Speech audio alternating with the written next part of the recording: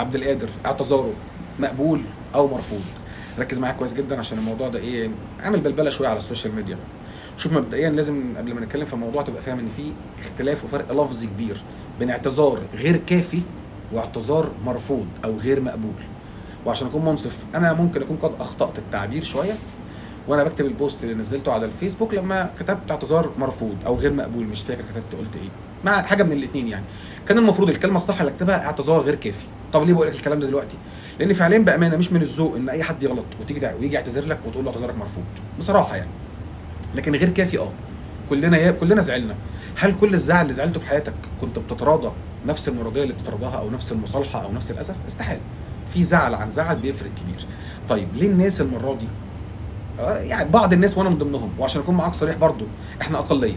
يعني انا لما حاولت اسرش شويه عن الموضوع ابص اشوف اراء الناس على السوشيال ميديا، لقيت ان اغلبيه الناس اللي شايفه ان الاعتذار غير كافي اقل من الناس اللي شايفه ان الاعتذار كافي بصراحه. يعني احنا اقليه، انا بقول لك بمنتهى الامانه. طيب احنا ليه شايفين كده؟ اسمع وافهم. قبل ما تسمع شوف الصوره دي، بص كده اتفرج. انا قصدت اجيب لك الصوره دي، انا هزوم لك عليها اكتر بعد دقيقه ولا حاجه، بس قصدت اجيبها لك كامله. شوف كريستو اهوت واقف مبتسم، محمد هاني بيسقف، ياسر ابراهيم. اهم حاجه تركز عليها ياسر ابراهيم والاثنين الضراير اللي وراه. بص دول قاعدين عاملين زي الضراير. ما هو البوس ده ما يتضربش واحنا كسبانين 3 ومتاهلين بعد ما كنا بنسبه تتعدى 99% خارج البطوله. من دور الثمانيه هنخرج، ما حصلتش من سنين. فرقه اخر 6 مواسم لعبه 5 نهائي هتخرج من دور المجموعات؟ ما حصلتش. فجاه بقدره ربنا وبفضله وبركات اطهر الطاهر بقينا في دور الثمانيه وهنرجع ننافس تاني على البطوله. ده بوس تضربه؟ انا لو متجوز الاثنين دول، لو دول 2 ستات ضراير متجوزهم انا، مش هيبقوا قاعدين ضاربين بوز مع بعض كده. فحاجه مستفزه. فركز يا سيدي. شفت ياسر ابراهيم؟ اي بني ادم بيتفرج على كوره في مصر لو هتقول له سواء اهلاوي او زملكاوي في مشكله في الاثنين مدافعين بتوع الاهلي متولي او عبد المنعم، واحد فيهم مصاب والثاني هيلعب. طيب خلاص يا معلم، مين هيلعب ايا كانوا؟ اي واحد فيهم والثاني مصاب، اي واحد مصاب. طب مين يلعب معاه من الاحتياطي من غير ما انت مغمض؟ يعني اكيد ياسر ابراهيم. ياسر ابراهيم بقى له فتره افضل من ربيعه بكتير، ما ننكرش دوت يعني. وكلنا وكل الناس الخبراء بتوع التحليل اتفاجئنا ان ياسر ابراهيم على الدكه ورامي ربيعه اللي هيلعب. شفت ياسر ابراهيم واقف عامل ازاي؟ احط لك الصوره تاني اتفرج كده. بص. طب ايه يا اسلام برضه؟ ده يا معلم اللي اتربينا عليه في النادي الاهلي، وقار الذات وروح الجماعه اللي دايما نسمع عنها في النادي الاهلي. مش مهم مين يهدف من المهاجمين، مش مهم مين يصد من حراس المرمى، مش مهم مين يعمل اسيست من صناع اللعب، مش مهم اي حاجه. المهم المنظومه تنجح. مين ينجحها مين يتسبب في نجاحها؟ هي منظومه كلها بتشتغل وعايزين نتيجه من عند ربنا بس. ده اللي عمله ياسر ابراهيم. لا فارق معاه بقى ان انا دكه، ان انا ازاي اقعد ورامي ربيعه اللي يلعب وانا افضل، ما فرقش.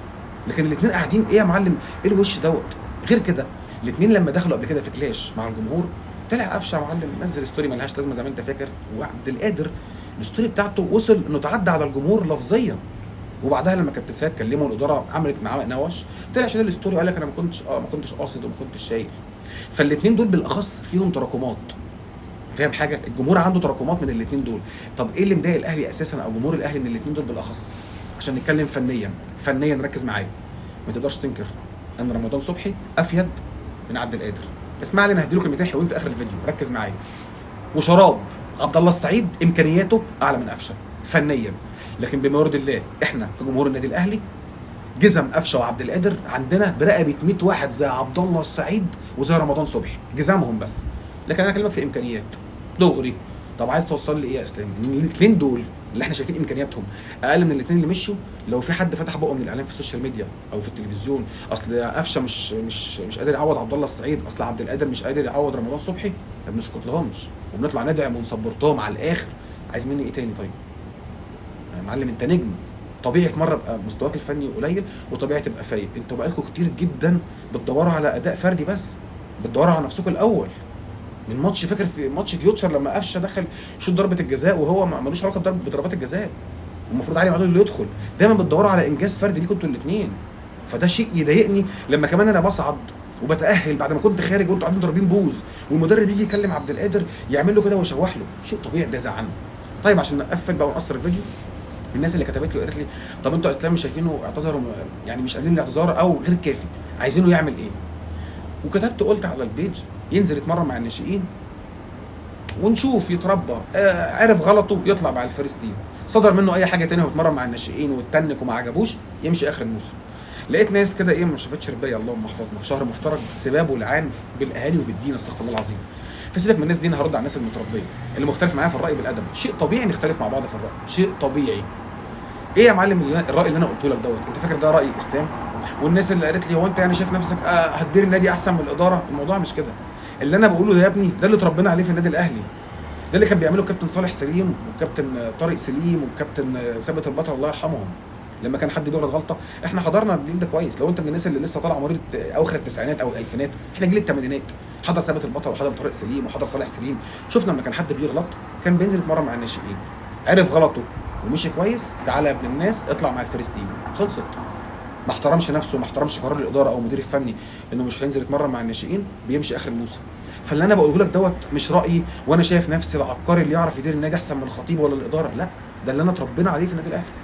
لما بيحصل غلطه زي دي عقوبه ماديه كبيره، استبعاد من الفريق الاول وبيتمرن مع الناشئين، بس ده اللي احنا اتربينا عليه يا معلم. ما علينا، انا مش عايز اطول عليك.